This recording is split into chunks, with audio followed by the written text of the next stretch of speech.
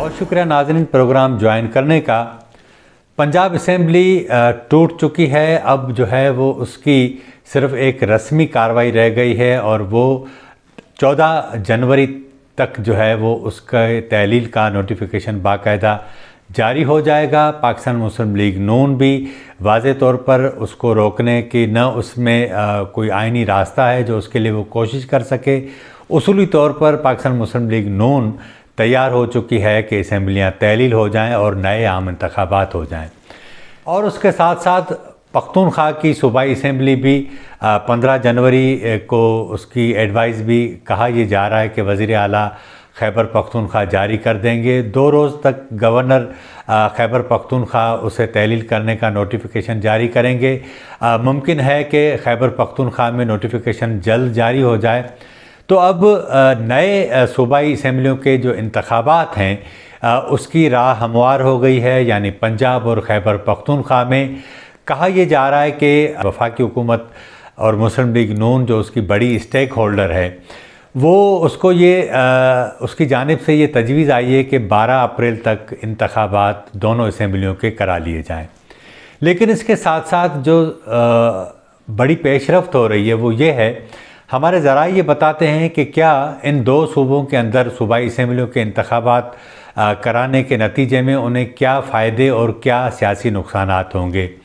Calculation जो की जा रही है वो ये है कि अगर इन 2 असम्बलियों में इंतखाबात हो जाते हैं और जिस तरह की सूरत हाल इस वक्त बनी हुई है,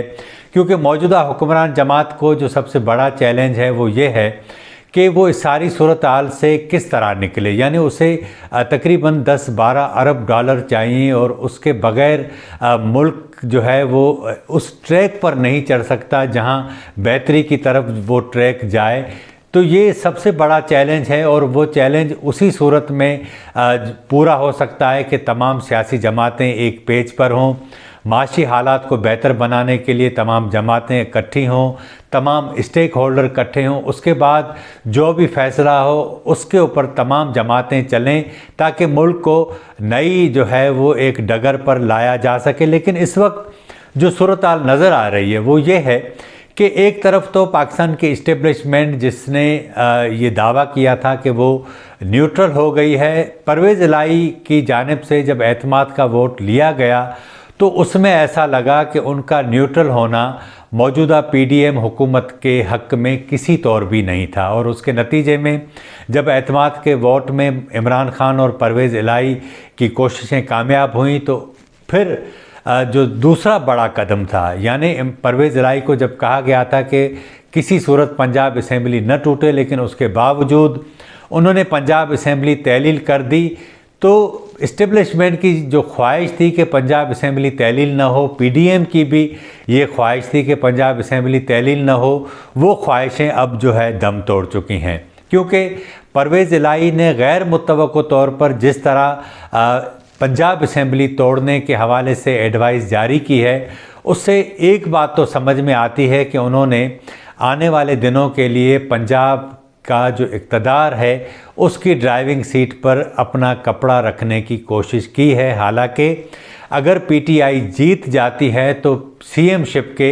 मज़ीद 2 उम्मीदवार हैं, लेकिन परवेज़ इलाही ने कोशिश की है कि जिस तरह इमरान खान की वो बात मानकर उनके गुड बुक में आ सकें, मुमकिन है कि आने वाले दिनों में वो उनके लिए कोई ऐसा रास्ता निकालें ताकि परवेज़ इलाही को ही वज़ीर आला पंजाब बनाया जाए। अब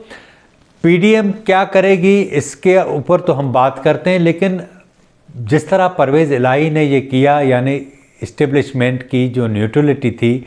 वो तो ये साबित हुआ कि उसने इसके अंदर कोई किरदार अदा नहीं किया, लेकिन पीडीएम को भी इस बहरान में जो है वो धकेल दिया है। और अब नतीजा ये है, कहा यह जा रहा है कि अगर कौमी असम्बली और दोनों सूबाई असम्बलियाँ तोड़ दी जाएं तो फिर आम इंतखाबात करा लिए जाएं। अब उसका सबब ये बताया जा रहा है कि इन 2 सूबाई असम्बलियों के अंदर इंतखाबात होंगे तो सियासी तौर पर जितना नुकसान पीडीएम की जमातों को पहुंचा है, ये तमाम जमातें पंजाब और पख्तूनख्वा के अंदर इत्तेहाद करके उम्मीदवारों को खड़ा करें और इमरान खान के ख़िलाफ़ इलेक्शन लड़ें, लेकिन उसके बावजूद भी जिस तरह लोगों का महंगाई ने हाल किया है, वो सारा जो इल्ज़ाम है लोगों को आप कितना भी समझाएं, लेकिन वो लोग समझते हैं कि मौजूदा हुकूमत की वजह से उनके हालात ख़राब हुए हैं। क्योंकि आम आदमी को ये एहसास या ये पता नहीं होता कि IMF क्या होता है, बैरून कर्ज़े क्या होते हैं, LCs क्या होती हैं, और जो सूद है उसकी अदायगी क्या होती है, कर्ज़े किस लिए चाहिए होते हैं। आम आदमी तो सिर्फ यही इसमें होता है कि उसे वक्त पर दिहाड़ी मिल जाए और वो जब उन पैसों से सामान ख़रीदने जाए तो उसका वो जो दिन है वो थोड़ा बेहतर गुज़र सके। अब आम आदमी मुस्तकिल जो है वो इस बेजारी से तंग आ चुका है और अब वो डू और डाई की पोजीशन में आ चुका है। इस सूरत हाल में जब दोनों सूबाई असम्बलियों के इंतखाबात होंगे तो फ़ायदा इमरान खान को होगा और नुकसान जो है PDM की जमातों को होगा। दूसरा जो सवाल है कि अगर कौमी असम्बली तोड़कर और दोनों सिंध और बलूचिस्तान की सूबाई असम्बलियाँ भी तोड़कर तमाम जो इंतखाबात हैं वो एक साथ करा लिए जाएं तो PDM को क्या फ़ायदा होगा या क्या नुकसान होगा। इस वक्त जो सूरत हाल है, पंजाब और पख्तूनख्वा में इमरान खान की काफ़ी हिमायत मौजूद है, वो उसे हासिल करना चाहते हैं। वो भी यही चाहते हैं कि जो बाकी दो असम्बलियाँ और कौमी असम्बली के इंतखाबात बाद में हों, ताकि फिर वो इन दोनों हुकूमतों के वसाइल से इस्तेमाल करके दो सूबों और कौमी असम्बली के इंतखाबात को बेहतर तरीके से लड़ सकें। PDM को इस बात का अंदाज़ा है कि आने वाले जो बजट है यानी जो जून में पेश होगा उसमें भी वो लोगों को कोई रिलीफ नहीं दे सकेगी, क्योंकि पाकिस्तान के माशी हालात इतने ख़राब हो चुके हैं। जितना PDM की हुकूमत आगे जाएगी उतना ही वो इस दलदल में फंसती जाएगी और उसके नतीजे में उसकी सियासी हिमायत रोज़ बरोज़ कमज़ोर होती जाएगी। लग ऐसा रहा है कि वफाकी हुकूमत ये चाहती है और इस सिलसिले में अब PDM की जमातों का इजलास होना है, वहाँ ये बात रखी जाएगी कि क्या ऐसा नहीं हो सकता कि तमाम मुल्क के सूबाई असम्बलियों के और वफाकी हुकूमत के इंतखाबात एक साथ करा लिए जाएं और उसमें कहा यह जा रहा है कि ये तमाम जमातें एक प्लेटफार्म से इमरान खान का मुकाबला करें। तो अब लग ऐसा रहा है कि जो सूरत हाल बन रही है उसमें नए आम इंतखाबात की तरफ ये मुल्क जाए। अब ये जो नई तारीख़ है यानी पंजाब असम्बली और पख्तूनख्वा असम्बली के जो इंतखाबात हैं वो कहा यह जा रहा है कि 12 अप्रैल तक जो है वो ये इंतखाबात होंगे। 12 अप्रैल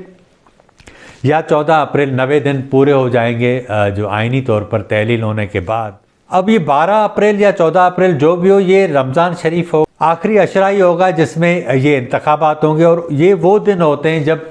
पाकिस्तान के अवाम अपनी ईद की तैयारी में मसरूफ़ होते हैं और ख़रीदारी में मसरूफ़ होते हैं। अब लोगों का दौरा इम्तिहान शुरू होगा, न सिर्फ वोटर्स का बल्कि जो उम्मीदवार हैं उनका भी। और रमज़ान शरीफ में जो ज़िंदगी के मामूलात हैं वो उस तरह नहीं रहते, काफ़ी जो है वो उसमें तब्दीली आ जाती है, नमाज़ें तरावी वगैरह। तो इलेक्शन कैंपेन किस तरह चलाई जाएगी और इलेक्शन में वोटर्स को किस तरह निकाला जाएगा, ये एक और बड़ा चैलेंज होगा। इन दिनों तक अप्रैल तक जो है वो महंगाई थमते हुए भी नज़र नहीं आती, तो ये एक बेजारी जो है वो मज़ीद बढ़ती जाएगी। तो लग ऐसा रहा है कि वफाकी हुकूमत और PDM की जो जमातें हैं वो शायद इस तरफ जाएं कि आम इंतखाबात एक साथ करा लिए जाएं, क्योंकि अप्रैल में अगर इंतखाबात होते हैं तो जो भी नई हुकूमत आएगी उसे जून में बजट पेश करने में आसानी होगी। अगर अप्रैल में इंतखाबात नहीं होते और वो ये सोचते हैं कि रमज़ान शरीफ के बाद इंतखाबात करा लिए जाएं तो भी 2 मराइल में इंतखाबात कराना बड़ा मसला होगा। और इस वक्त जो अमन अमान की सूरत हाल है वो भी पाकिस्तान के लिए बड़ी जो है वो चैलेंजिंग है। तो मसाइल बढ़ते जा रहे हैं, कहीं से कोई ऐसी खबर नहीं आ रही कि सूरत हाल में बेहतरी हो। एक ही रास्ता है कि तमाम फरीक इकट्ठे बैठें और इस वक्त जो हम देख रहे हैं कि तमाम फरीक इकट्ठे बैठने के लिए तैयार नहीं है, तो जाहिर है कि इसका नुकसान जो है वो आम आदमी को भी होगा और मुल्क को भी होगा। आज के प्रोग्राम में इतना ही। हमारे चैनल को सब्सक्राइब करें, लाइक करें, शेयर करें और अपनी राय का भी इज़हार करें। मुझे इजाज़त दीजिए। अल्लाह हाफ़िज़।